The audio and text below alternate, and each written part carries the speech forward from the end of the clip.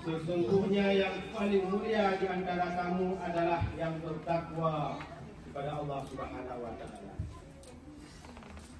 Dari ayat tersebut kita dapat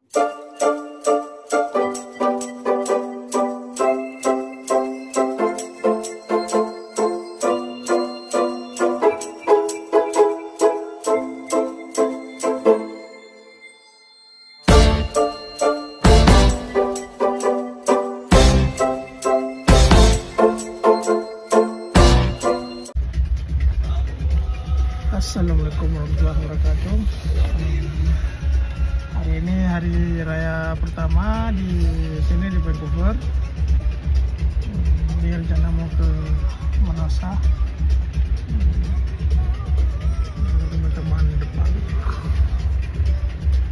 Halo.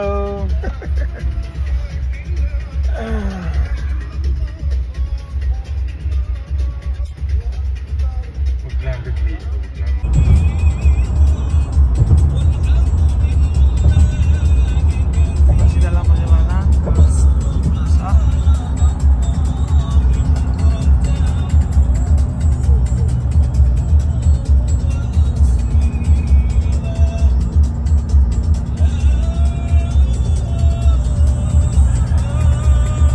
Melaksanakan salat Idul Adha, mudah-mudahan menjadi amal ibadah bagi kita semua. Selanjutnya selamat dan salam sama-sama kita yang kirim ke pangkuan alam Nabi besar Muhammad sallallahu alaihi wasallam, yang mana adalah beliau yang kagumi umat manusia dari alam yang gelap gulita, dari alam yang sesungguhnya yang paling mulia di antara kamu adalah yang bertakwa kepada Allah Subhanahu wa Ta'ala. Dari ayat tersebut kita dapat mengambil intisari bahwa di sisi Allah Subhanahu wa Ta'ala tidak memandang suku, tidak memandang ras, tidak memandang bangsa, tetapi yang paling mulia di sisi Allah adalah orang yang paling takwa. Bermakna takwa imtisalu awamirillah wa ijtinabu nawahihi. Ya, definisi arti takwa bahasa di takut. Tim yoba makna rodi yaitu tajunjung perintah Allah. Makna tajunjung takubut ku yang diuji Allah dan tak tinggal tak pujiuh ku yang kageraran oleh Allah. Dua macam sekali. Iktisalu awamirillah wa ijtinabu nawahihi. Dua.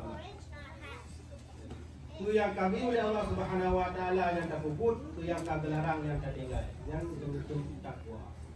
Menyuna lagi kita yang lagi ulung bangsanya, ulung sukunya lebih mulia daripada orang lain. Menyuna kita yang dalam hati dia beri berarti ka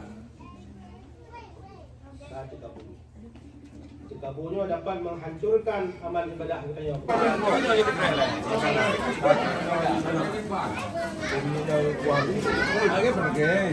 Hai, dengar. Menu lebarannya guys.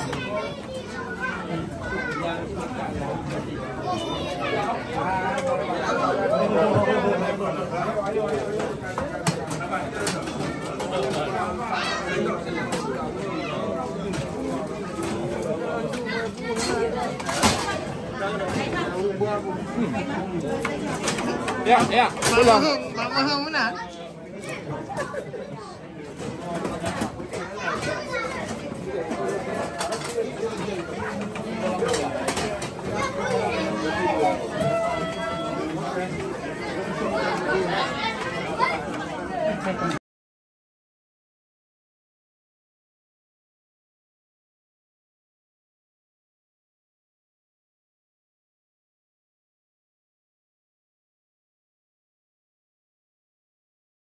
Con live này con live Ana con live con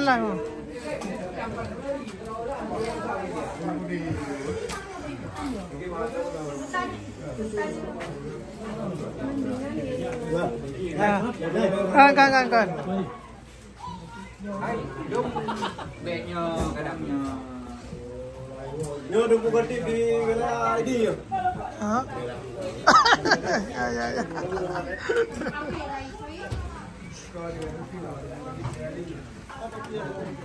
Ya.